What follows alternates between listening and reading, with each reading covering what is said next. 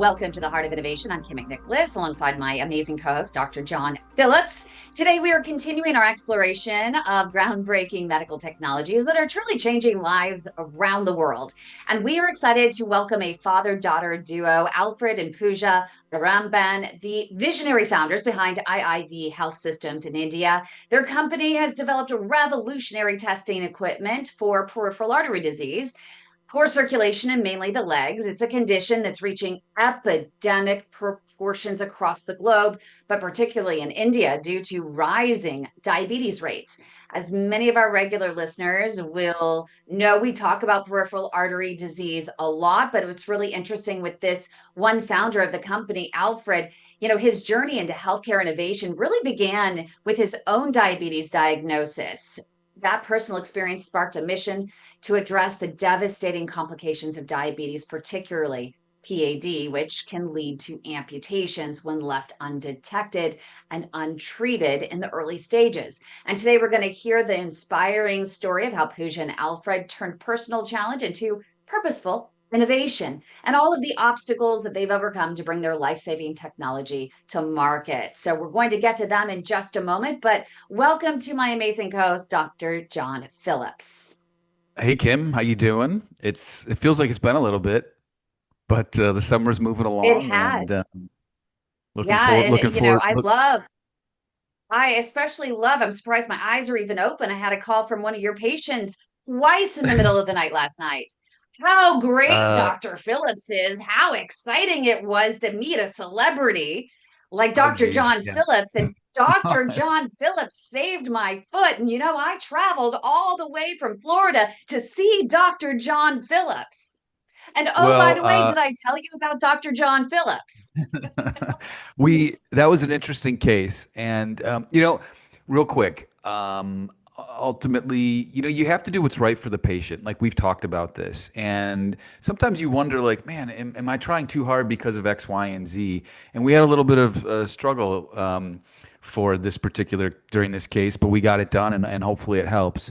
It's interesting though because, like with anything, necessity is the mother of invention, and our two guests clearly are inventors, entrepreneurs, but as you alluded to, Alfred had PAD and I believe lost a toe. And I think that kind of flipped the switch for probably him and his daughter, like, hey, we got to do a better job of diagnosing this and kind of raising the flag. And we struggle with that in the United States. And we have, I mean, all sorts of resources, and yet you've got India, which has billions of people, and folks are everywhere with very limited resources. So this is going to be a great show. There's so much, as we were talking about in the pre-show. There's a lot to talk about, and I wish we had a couple hours, but we should get rolling, I think. Yeah, Pooja and Alfred, we really appreciate you being here. I know it's 11:30 at night over there in Mumbai, and we are excited to hear your journey because, the time difference makes a big difference in getting the word out there about what you guys are doing, but it's so incredible. And I think that ultimately in the future, I think there's so many different countries that could learn from exactly what you're doing. I think you are on the cutting edge in creating technology that is going to democratize the detection of PAD because there's so many inconsistencies that we experience. I was just telling Dr. John before the show that we had 3 patients this week that were literally went undetected with their PAD. They were misdiagnosed. They had an ABI, which you put the blood pressure cuffs on the legs, you put them on the arms, you measure the differential. But especially for those who are diabetic, there are a lot of false readings on it, a lot of false normals. And these 3 diabetics came to me. One had pre-diabetes, but still, he's fluctuated back and forth. And one had type 1, but that's more of a bottoms up disease. These patients are actually getting blocked in their feet and in their lower calf. And with the traditional testing, it's just not working. And so we also find that from hospital to hospital, tech to tech, there is a difference. And what you guys are doing, which I'm most excited about, is you're literally involving AI to help with that diagnosis to make sure there's more consistency, right? That's absolutely. And what I would like to say is that while our device is portable, because it is smart with AI built into it, the readings are not subjective. Okay, so there is a lot of faith and trust in the reading, and it doesn't therefore require medical training at all. And because it is non-invasive, we encourage patients to do the test as often as possible. Because, like in my case, in a short duration of time, you will not realize among diabetics that how soon your pad can accelerate till devastating levels. Therefore, the more you check, and our software in the background actually helps see the pattern, and triages it along with your lifestyle, whether it is smoking you mentioned, whether it is alcohol, whether it is sedentary lifestyle, whether it is the diet, or any other medication that you're taking. It helps you in the entire journey to make lifestyle changes, as well as optimally use any medication that you would be thinking, including blood thinners, statins, and things like that. So can you go back Kim, to the beginning? yeah, I kind yeah. of jumped in the middle We there did. because We- I'm so excited. I just want to talk. We have so much we want to talk about, but I want to get back to sharing the story behind the founding of IIV Health Systems. The personal experience that led you to focusing on this particular technology versus any other innovation, any other genre that you could have thought about. It's PAD. To make a long story short, I between Paris airport and Dubai, where I was transiting to come to India, out of a seemingly small accident with a baggage trolley, my foot went gangrene. And the doctors decided they would have to cut me from the ankle down. And then the rest was miserable. I was 1 week in a Dubai hospital till I was flown into India after 3 surgeries and 13 years off and on the wheelchair. 3 years. I am now without half of my right toe. But this is something that could have been completely avoided. I was always checking my eyes for diabetic retinopathy, but nobody told me about PAD, including my doctors. And if I had only known that, I would have, and then later on in retrospect, I see that I had all the symptoms that a PAD patient has: shiny skin, loss of hair, pain under the thigh, and so that's how it was. 13 years in a wheelchair? You've got to be kidding me. I'd like to add something startling to that. 24 months before that, he had 3 heart attacks. Yeah, I That remember you was, said that. so that was so ideally, he should have been told 24 months before, or if not earlier, at least 24 months when he had a bypass, when he had 2 stents. He should have been warned then. I don't think he should have, it shouldn't have progressed from CVD to PAD. But then, oh my goodness, you're on your feet now. Like, how is it? It seems like your health has drastically changed, and I'm curious the difference in that. So stay with us right here on the Heart of Innovation. Don't go away. How many procedures are you willing to go through? Is it worth going through that many, or would you rather just step That's funny. Was it worth it? Oh yeah, I have my leg, man. Amputation should absolutely, positively, 100% never be a first-line treatment. What an incredible operation, what an incredible lab you have here. Without a doubt, we're underdiagnosing peripheral arterial disease. It has not gotten the attention that it should, because it is a killing disease, it is a disabling disease, and most importantly, it's a disease that we now have great treatments for. Okay, let's go to the next one. They were going to amputate it, and I needed to consult with my family. Did I want it off here or here? You're just shocked. It's scary. I don't even know how to explain it. You're 42 years old. We're waiting till people are at the end of the spectrum and almost beyond hope. There is good care available here. Closed minds are what we have to get rid of.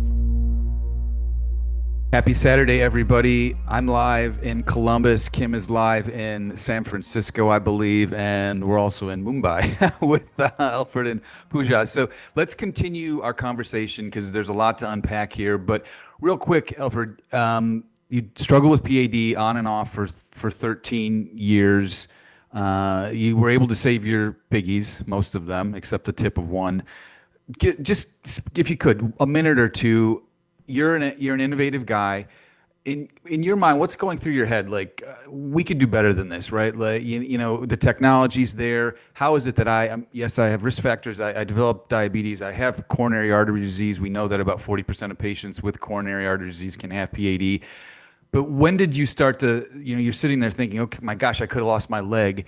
How can I translate this into some good? And how can I create something that can help people like me who maybe don't have the resources that I have? Okay, so therefore I was questioning to the extent of, irritating most diabetologists whom I met, and asked them, why is it that I was not warned about something like peripheral artery disease? How could I have avoided it? What could I have done? So nobody really had an answer. And all they said was, usually when it's too late, you come and we do what is known as an ankle brachial index test. So I said there has to be something very early, as simple as, and pardon me, people think I'm making it too simple, but all the greatest truths of life are simple. So I said it should be something like the weighing scale by the side of my bedside. It should be so convenient, accurate, and affordable. So why can't I have something like that, which will, if it is comfortable, easy, and accessible, people will check that often. So one of the first things that came to my head, it had to be a smart device, which would remove the subjectivity out of the test. Second, I said it should be simple to use, and third, I said it has to be non-invasive, because even this small speck of blood that we take, after some time, we don't want to do that. Even that, glucometer. So I said it has to be non-invasive. So this led me to a search, which took me to my office in Israel. And we went on looking at every laboratory, chose the internet, and wanted to know if there anything that existed in this realm. And that's where we found there were two IPs that existed on what I learned for the first time, the second heart of the human body, which is the calf muscle. And they said that the calf muscle is very sensitive, and there was an IP that could record the variance in the temperature based on the capillary blood flow. Now that got me thinking. I said, if there is any kind of blockage that is building up or has built in the arteries, it would reflect in the capillary blood flow. And if we could, in between, while the muscle is being simulated, whether it is walking or exercise, and if that did not translate into a proportionate increase in the blood flow, it means we have a blockage. And that led And us. so Sorry. I'm curious. So, we know that a lot of diabetics, they can have a capillary problem and or an artery problem. So yours just targets the capillaries, or does it ultimately then expand into something grander to test the arteries? Because you could have the diabetic foot and not necessarily have PAD. Very good question, Ken. Please understand, our objective was early detection and screening. Okay, so the idea was, if the capillary, by testing the capillaries, we are able to very quickly, easily, and affordably check that there could be a problem, then you can investigate further. How bad is it? Where is it? Do further tests, including what you call the 2D echo, Yeah. or color Doppler. Expensive, time-consuming tests. So ours is a very quick, fast, reliable, non-invasive screening device. So just to add to that, to answer your question, we are a first-line assessment tool, and we do look at the arterial blood flow. So we do that, and that's where we're leveraging the calf muscle as well. So we do look at the right, because the arteries and the veins ultimately connect at the level of the capillaries. So you can kind of work your way backwards there. Yes. So interesting, very interesting. So then how did you take this concept and then actually pivot to realizing that this could detect alterations in blood flow, potentially then arterial occlusions, and then turn it into a concept that actually is a device that can be, that has a, you've got to make, well, let's answer that question, then I've got a follow-up too. So what we did was, we took this IP that basically could check variation in skin temperature, very minute variations, basis capillary blood flow. We built a prototype and then did extensive tests to be able to build an algorithm. Ultimately, an algorithm is to see in various genres of people, whether it is age, whether various lifestyle habits, and be able to triage this test to be able to throw basically 3 signals. One, that it's a healthy foot. The other one is limb, not just healthy a foot. limb. Yeah. Healthy limb. Second would be a pre-pad. And third is that, okay, guys, you have a problem. There is a pad. Go check. Go to a vascular surgeon. Go to a diabetologist. Go to a podiatrist. So this is what we brought it down to, because the mission is to be able to detect early, screen early, and then measure the continuity in a very comfortable way. So right from the prototype to the device is what we did in a period of 5 years in India, in our research laboratory. I'm wondering is, with this test, like, what exactly does it look like? I mean, is this a consumer brand? You said you wanted to be something by your bedside, or is this something that would be used by clinicians that you're giving? You're just supplementing the clinics across India? Because you're saying after they have the test, then they need to go to their vascular surgeon. Okay. But so I think Pooja, go ahead. I'm going to take a step back on this, which will give you a little context to our answer. While the ultimate goal is for this to be with the patient at the patient's bedside, that's where Dad envisioned this. We're not able to do that immediately because of 2 aspects. One is India as a country has a very reactive approach to healthcare. We're not very proactive. Second, awareness on P.A.D is very low. That said, there's a third aspect is that doctors do not have a first-line assessment tool that is affordable, that could bridge the patient-doctor gap. That is not operator dependent. And therein we decided that we will begin with it being through the doctor. So the patient comes in probably for maybe if someone's coming in for a bad stomach, and when the doctor knows, so he's at a general practitioner's office, and the doctor knows that this patient already has diabetes, or he knows his patient history, he asks him to test for P.A.D, which is not being done right now. So this addresses the low awareness, as well as the fact that once the patient tests, and if he is in, say, a spectrum of pre-PAD, he then gets aware enough to test more often, should he require to do that. Can I quickly add something else? At the offices, at the corporate level, there the education level, the accessibility awareness is pretty high. And nowadays people are all in front of screens. So they have very sedentary lives. Now we have made very good inroads at the corporate level, and they are willing to keep these so-called our devices in kiosks, where they encourage their workers to go and regularly test themselves on their own.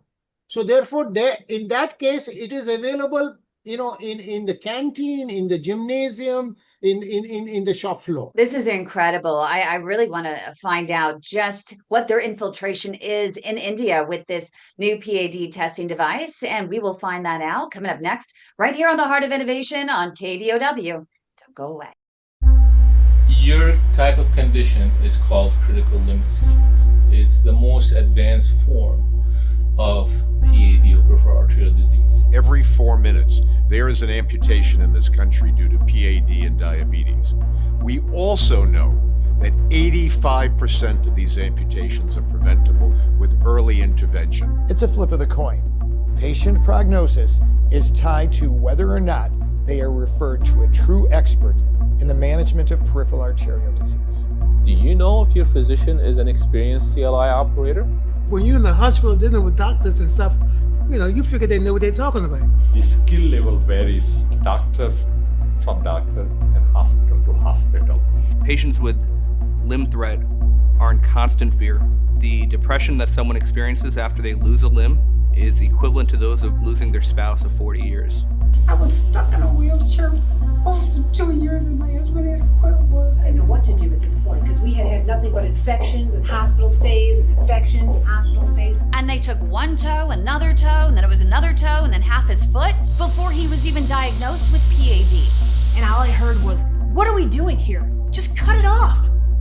And I pulled the curtain back like, "Are you kidding me?" Do you really want to go through all that? That's crazy. That's insane. The protocol is to send them to amputation. Always, always, always get multiple opinions. We do have options. We need to listen more to our patients. If you're going to chop off their leg anyway, why not just let someone else try? This is the progression. First comes the wounds, and then comes an amputation. And I wasn't going to accept that. So that's what it's like to try to save a leg.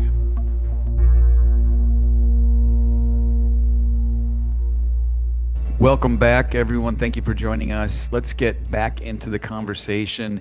And I wanted to get your all's opinion and actually enlighten us a little bit about healthcare in India. A few years ago, I was there helping launch a stent, and I was really taken aback by the chasm that existed between the haves and the have-nots, and how folks are often traveling long distance to see a doctor, and they have limited means. And I was pre-show, I was sharing a story about how the village chipped in to get enough money for a patient to get one of these stents. I mean, so there's community, but it's very impoverished, and I think it's really important if you could just kind of 30,000-foot view share with our viewers what it's like to be a person in India trying to get medical care.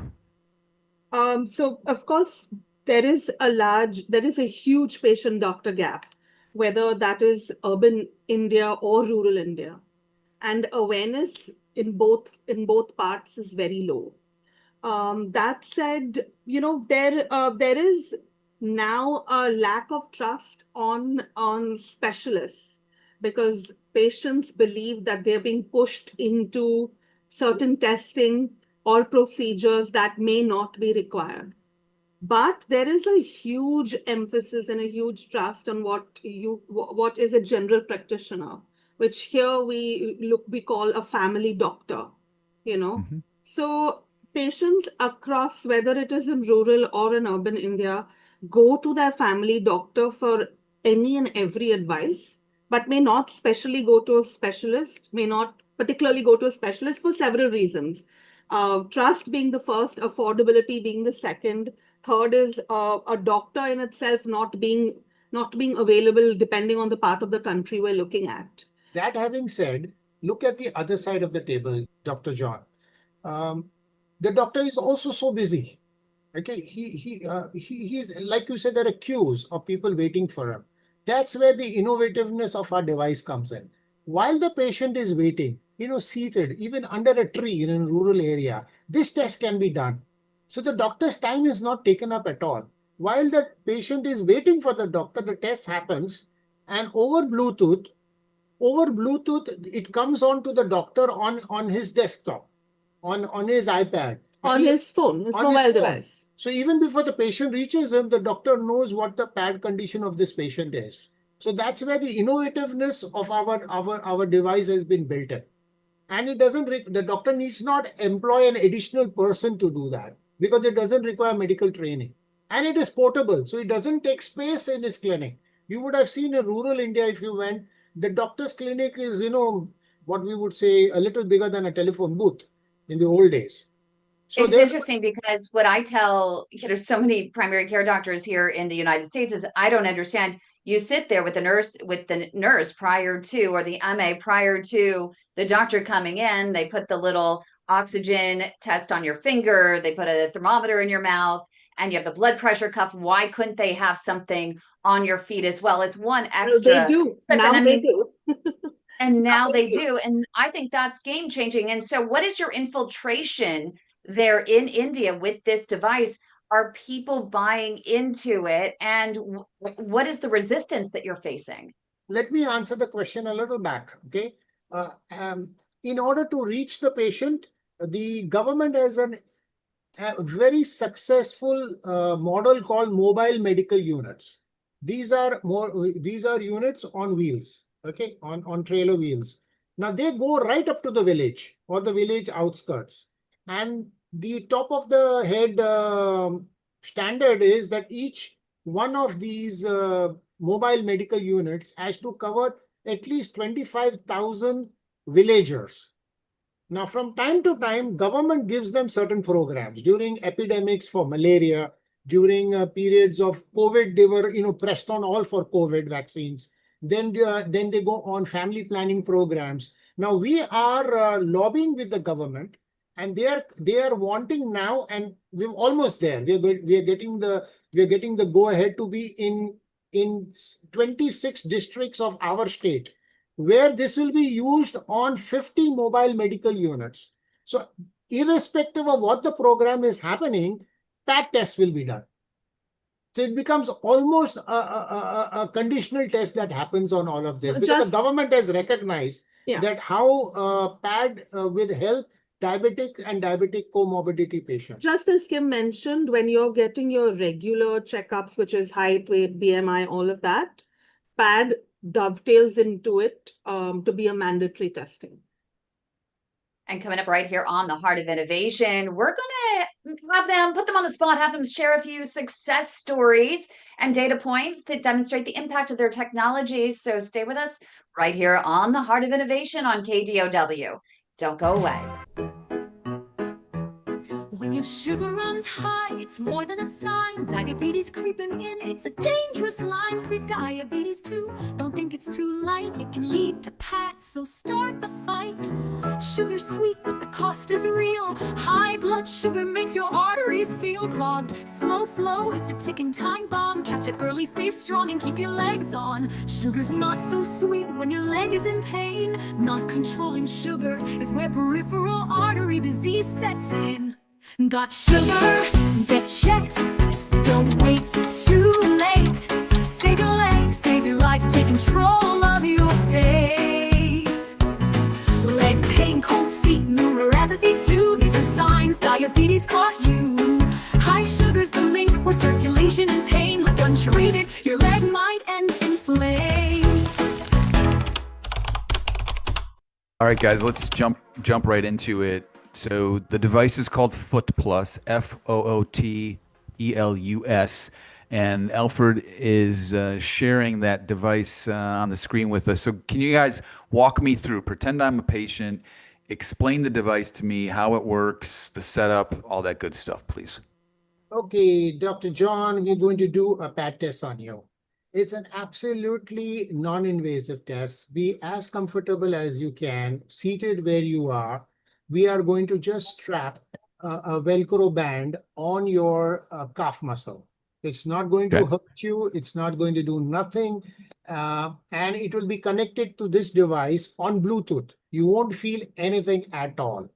And in less than 8 minutes, we will have a reading that will come on your mobile phone, on your doctor's phone, and will remain with you as a digital medical record to find out whether you have do you have a healthy foot, or do you are pre-PAD, or you are a PAD patient, and a doctor will advise you accordingly. Our business model is very simple, that to the doctors, we provide this device free of cost. Like I said, again, it doesn't occupy space, which is very, very relevant to doctors in India, in small clinics. He doesn't pay anything for this. He pays us only when he does a test, and that too over the cloud. So therefore, only when he does a test, he is out of pocket, if I may say so. So until then, if he doesn't do a test, he doesn't pay us anything. It doesn't cost him anything to keep in his clinic. He doesn't even have to employ an additional person to use it. And while the patient is waiting for him comfortably on a chair, this test happens. So therefore, it is on a model, what is the software as a medical device. Okay, so in the US, our screening tool, aside from an exam, is an ABI, cuff pressure tests in the arm and in the legs. So, hey, number one, what is the readout? You had mentioned, right, that it's variances in temperature within the calf muscle and then the capillary. So I'm getting a readout of some sort, and does that readout correlate to an ABI, or what have you correlated this to or validated against? Yes. It does. It does. It does correlate, and we have done over 2,000 tests of various patients of various demographies, various age, of course, gender, and people who are obese, people who had diabetics, who are not diabetics, who are alcoholics, who are smokers. And after that, we have triaged it. Our firmware, our algorithm has triaged it to be able to throw up these three signals: a healthy leg, a pre-pad, or a padded. So is it to like add to green? that, so we have the readout is in a graph and also a bar graph, and you have three colors. Okay, you have a green for a healthy leg, yellow for a pre-pad, and red for a diseased leg. So and that correlates with your ABI readings as well. But the two aspects to it, that there may be false positives or false negatives with an ABI that our device is able to catch. Secondly, the ABI requires the patient to be lying down.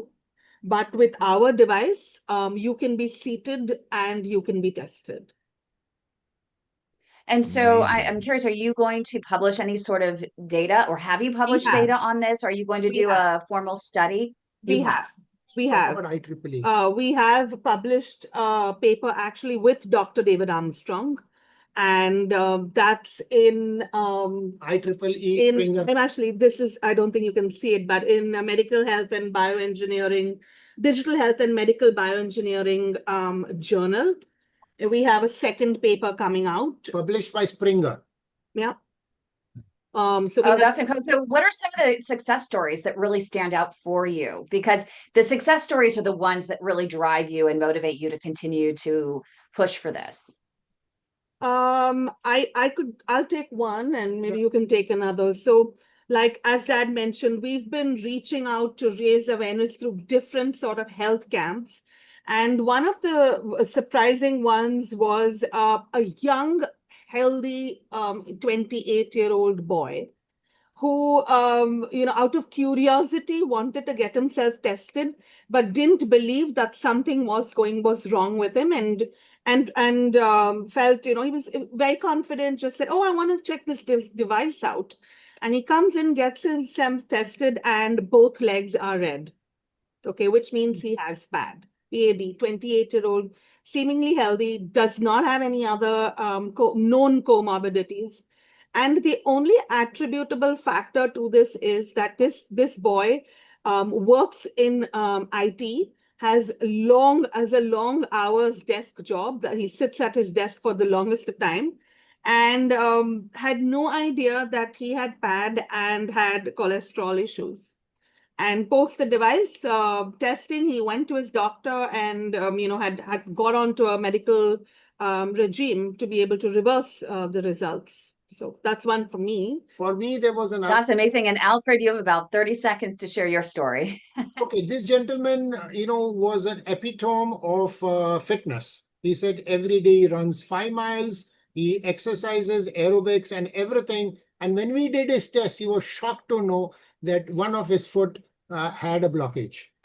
And he went to the doctor, did extensive tests and color Doppler and everything. He says, Alfred, thank you so much. I would have never thought that this was bleeding in me and, a calamity about to happen. A guy was so, what is known as active in his life.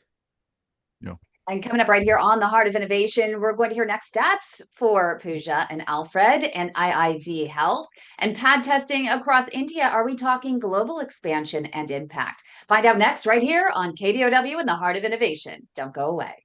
When I was younger in my career, and I was, my senior partner is a guy by the name of Michael Dake, who's one of the pioneers in the minimally invasive treatment of aortic disease. And I was trying to treat a patient with peripheral arterial disease who had just a narrowing stenosis, calcified and tortuous vessel. And I was struggling to get through. And he walked in the room and he said, Mahmoud, if the contrast and the dye gets through that stenosis, so can you. And then he continued by saying that if there's complete blockage, you know that there was a structure there, structure there, and it's still there. You just have to find it.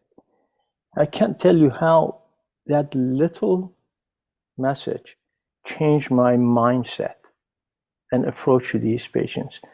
That, okay, if there's a structure there, it was there before, it's not there now, but it was there before, you know there's a path, you just have to find it. But if the dye gets through it, so can you. And that really changed my approach and the success rate. I can't tell you how much more successful I became after that simple, lesson by my senior to me, in terms of, and it just had to do with your confidence level and your mindset. It's a mindset is very important when you approach these patients, like any athlete. If you go in with the expectations to win, more than likely you're going to win. And that was the case. And it reinforces the old adage that every patient is a laboratory. That if you are not successful, obviously this lessons learned should help you on the next patient. And that mentality obviously needs to be there for one to be successful.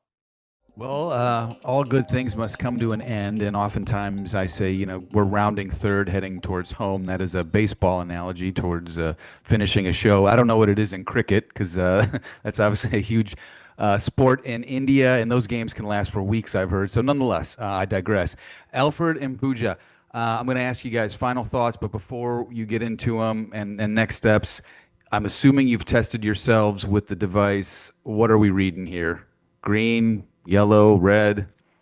For me, my right limb shows red, which is acceptable because I have a damaged foot, and my left limb shows yellow, which means that I have to really take care of my lifestyle, and I am on statins already. And does that correlate? Does that correlate to an ABI, a value of an ABI on that? Yes. Okay. Yes. Very good. And Pooja, you're green, I hope, right? I am green. Yes, I am green.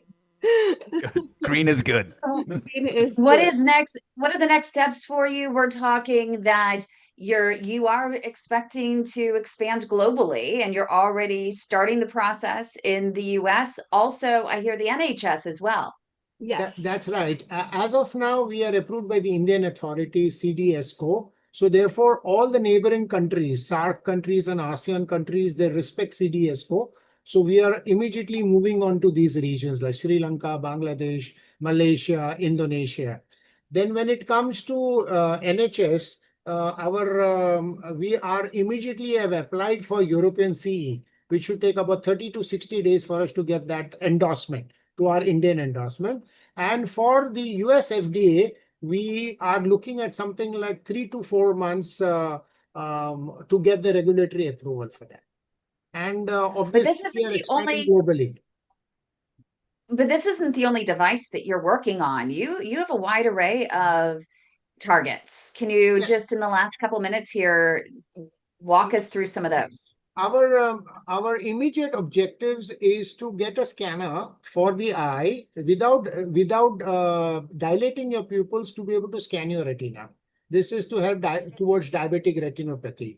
Then we have diabetes also end up with hearing impairments. So for very early detection of hearing. And we are very, very concerned about diabetics getting into nephrological issues with the kidneys. So we have a simple urine test, very, very affordable test on the smartphone to check the albumin and creatinine ratio. It's a non-invasive test, a urine test. And we have a lot of NCD kits, non-communicable disease kits. So when in any of the camp, therefore, we are able to holistically map out the diabetic patients. So it's basically you want to have all detection for complications for diabetes in a box and with a little bow for every single family care practitioner. That's right. That's right. And it's, you guys, thank you so much for joining us. What you're doing really epitomizes why we do this show. I mean, we're innovating, we're reaching people at the far corners of the earth, ultimately to help the human race get better and stay healthy and have a great health span. So thank you so much for joining us. We truly appreciate it. We have to get you back on the show at some point. Thank you. Thank you, Pooja. Thank you, Alfred.